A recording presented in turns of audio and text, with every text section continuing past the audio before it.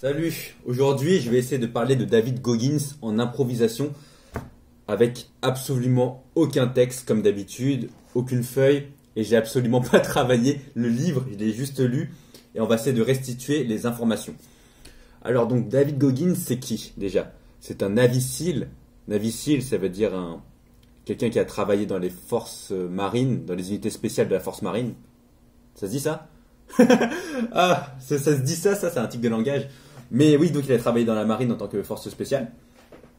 Mais avant tout ça, qui est-il pendant sa jeunesse, son enfance, toutes ces choses qui ont fait qu'il a réussi à devenir l'homme le plus tough du monde, tough dans le sens le plus dur, l'homme le plus résistant, le plus puissant. Bah c'est ce qu'il dit, hein, mais il a fait des records traction, il a fait des activités extrêmes comme des marathons, bah, pas le marathon, mais il a fait des Ironman, des choses comme ça, où il fallait faire des centaines de kilomètres, des trails les plus durs, des courses vraiment très dures avec plus de 100 kilomètres, où il fallait vraiment faire 24 heures d'effort, 48 heures d'effort, où il fallait faire un entraînement intensif avant de pouvoir s'inscrire ou juste d'avoir les compétences juste pour réussir les épreuves. Donc David Goggins, c'est qui? Maintenant, je crois qu'il est né. Maintenant, je crois qu'il est né. Il est né en 1975. Je sais plus il est né où, mais il est né aux États-Unis. Je sais plus dans quelle ville. Et il a eu une enfance très difficile. Pourquoi? Parce que son père, je sais plus comment il s'appelle, mais on va l'appeler son père, le battait quand il était très petit. Et c'est violent. Il le battait, c'était vraiment un père violent. Et ça l'a marqué. Donc c'est pendant son enfance jusqu'à 7-8 ans, peut-être jusqu'à 10 ans. Il a vécu avec son père, sa mère et son grand frère. Et donc, il y avait vraiment une ambiance vraiment malsaine dans la maison. Il se faisait battre tous les jours. Pas vraiment tous les jours, mais il se faisait fouetter, il se recevait des coups de poing, des choses comme ça. Sa mère voulait même tuer son père. Vraiment des trucs un peu glauques pour protéger ses fils de son père. Donc, c'était vraiment très chaud. Et tous ces troubles, en fait, toute cette pression, on va dire, ça l'a traumatisé. Et ça fait qu'il a eu un retard en termes comportemental, en termes de social et en termes de en termes d'intelligence, bah, pas vraiment d'intelligence, mais il avait du mal à s'exprimer, à lire, il avait du mal à comprendre les choses. Voilà, ça arrive, voilà, c'est un tic de langage. Les bugs, ça arrive, on laisse le blanc, c'est pas grave. Et à un moment, sa mère prend la décision de prendre ses fils et de partir loin de son père, parce que, parce que son père c'est lui qui avait l'argent et donc la mère elle n'avait pas d'argent, mais elle a quand même pris cette décision très grande. Et après son père de David Goggins il a dit de toute façon tu vas rien faire parce que c'est moi qui ai l'argent, tu vas faire quoi avec pendant les enfants, tu sais même pas où tu vas habiter, tu vas rater ta vie, etc. Bon en gros c'était vraiment très négatif, très néfaste. Et bon la mère quand même elle a quand même pris la décision de partir. C'était peut-être la meilleure décision qu'elle ait choisi de faire. Après, le grand frère de David Goggins, je crois qu'il est retourné avec son père parce qu'il était trop influencé par lui et il n'a pas pu sortir de son emprise. Donc David Goggins, il a juste vécu avec sa mère, je ne sais plus où, mais ailleurs. Ah, ça c'est vraiment chiant de pas se rappeler. Bon, chiant, c'est. Bon, on va dire que ça passe. C'est chiant de pas se rappeler bah, du livre. En fait, je sais même plus de quelle localisation, à quelle localisation, en fait, de quel endroit à quel endroit il est parti. Ça m'énerve. Parce que moi je suis pas très bon en géographie et je sais même plus ils sont allés où. Bon c'est pas grave, on va passer outre. Qu'est-ce que je peux dire d'autre?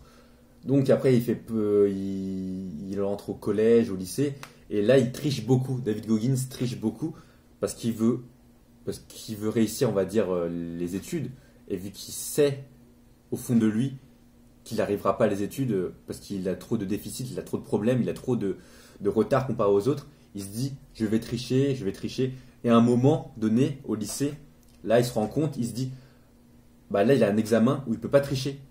Il y a un examen, il peut pas tricher. Je sais plus pourquoi il peut pas tricher, mais c'est un examen vraiment où les gens sont séparés, où les réponses peut-être sont différentes, des choses comme ça, où peut-être il fallait faire un raisonnement, donc il peut plus tricher. Et là, il se dit, punaise, qu'est-ce que j'ai fait de ma vie? Là, j'ai 16 ans, 17 ans, 18 ans, bon, je sais plus à quel âge, mais il a l'âge d'un lycéen. Il se dit, ma vie, j'ai accumulé trop de retard et là je continue d'accumuler du retard, je continue de faire des conneries, je suis con parce que si je continue dans cette voie, bah, je serai jamais un citoyen vraiment, on va dire honnête, pas vraiment honnête mais honorable. je vais être une merde toute ma vie. Et là, il a commencé à se réveiller, il s'est dit, vas-y, je vais faire du sport comme un malade, je vais réviser, je vais essayer de lire plus, je vais prendre un bouquin, je vais réécrire tout le livre, des choses comme ça, pour vraiment s'améliorer. Et là, à partir de ce moment précis, il a vraiment réussi à upgrade, comme on dit. Il a vraiment réussi à s'améliorer grandement et à redevenir, à re-rentrer dans la société. Donc tout son retard de primaire, collège, il a commencé à le récupérer petit à petit. Et c'est à ce moment qu'il s'est dit, ah ouais, en fait, si on essaye vraiment de tout son cœur et avec toute son énergie, on peut réussir à accomplir des grandes choses, même si on part de loin avec une enfance difficile, avec beaucoup de déficit, avec 15 ans de déficit. Et on peut rattraper les gens, C'est juste qu'il faut se donner les moyens pour réussir. Là, j'avoue que je résume un peu mal l'histoire parce qu'il y a plein de choses, là, en réfléchissant dans ma tête, que j'omets, que j'oublie. Mais bon, c'est pas grave, hein. Peut-être qu'un jour, je ferai vraiment un résumé précis par chapitre. J'essaierai de vraiment structurer parce que là, c'est vraiment en impro. Comme je vous l'ai dit, l'improvisation, c'est la vie. Qu'est-ce que je peux dire d'autre sur ce David Goggins? Après, donc il passe le lycée. Il fait un job, bon je sais plus exactement ce qui se passe, mais à un moment il commence à prendre du poids et faire un job qu'il aime pas. Je crois qu'il est insectiseur ou dans un endroit un peu pourri. Insectiseur, ça veut dire qu'il débarrasse les insectes. Je crois que c'est un truc comme ça, hein. Dans un endroit pourri, il commence à pas aimer sa vie, il commence à grossir, il commence à perdre sa motivation, il se dit, je crois qu'il pèse 300 pounds, ça veut dire qu'il pèse 130 ou 140 kilos pour 1m85, donc il commence à devenir obèse et assez gros.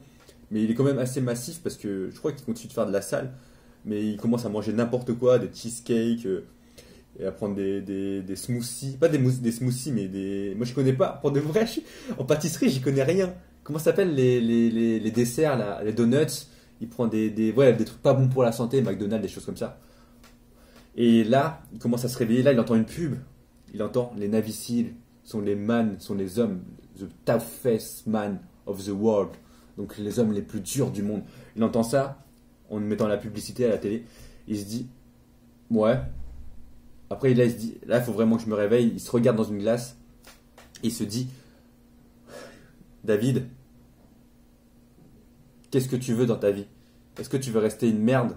Ça veut dire, est-ce que tu veux juste faire l'insectisateur et juste nettoyer la merde des autres, ou juste aller dans des endroits crades et pas kiffer ta vie, ou souffrir, mais après être récompensé, parce que devenir Navy Seal, c'est très très difficile, il y a très peu de gens qui ont réussi, et en plus, en partant de là où il était, parce que comme je vous l'ai dit, lui il était obèse, et en 3 mois, il devait maigrir, je crois que c'était en 3 mois, il devait atteindre un niveau, pas vraiment olympique, mais un niveau pour réussir les concours physiques des Navy Seals. Navy Seals, franchement, j'ai regardé les concours, même moi qui suis sportif, moi je suis même pas sûr de réussir.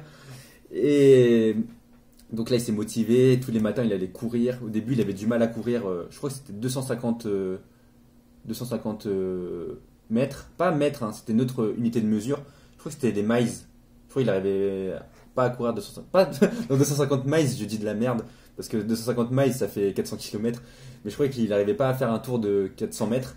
Et après là, il s'est vraiment rendu compte que ouais, il devait vraiment changer. Et petit à petit, il a changé son alimentation, il a fait plus de sport, la natation, il a fait que du sport. Et après, il a fait que lire des livres aussi. Parce qu'il devait réviser aussi le concours de Navy Seal. Donc il s'est pris un bouquin et il a vraiment taffé. Et après, à un moment, il a réussi à atteindre le concours. Mais après, juste en faisant le concours, après, il fallait aussi réussir les épreuves. C'était le L-Week, ça s'appelle.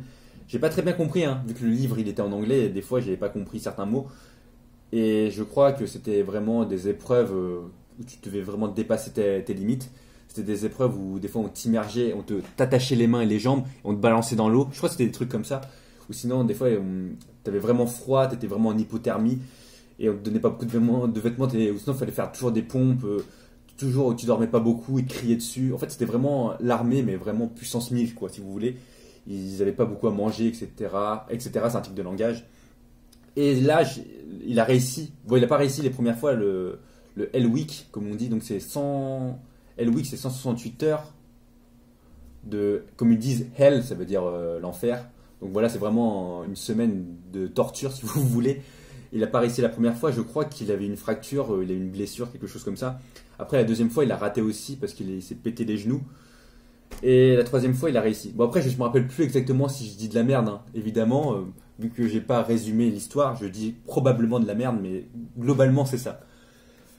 Bon, je vais m'arrêter ici. Là, c'était juste la première partie. Après, je vais continuer parce que j'aime pas parler trop longtemps d'affilée. Je vais faire plusieurs parties où je vais résumer le livre. Comme ça me permet aussi de me reposer et de réfléchir à ce que je vais dire pour la suite. Donc, on va s'arrêter ici.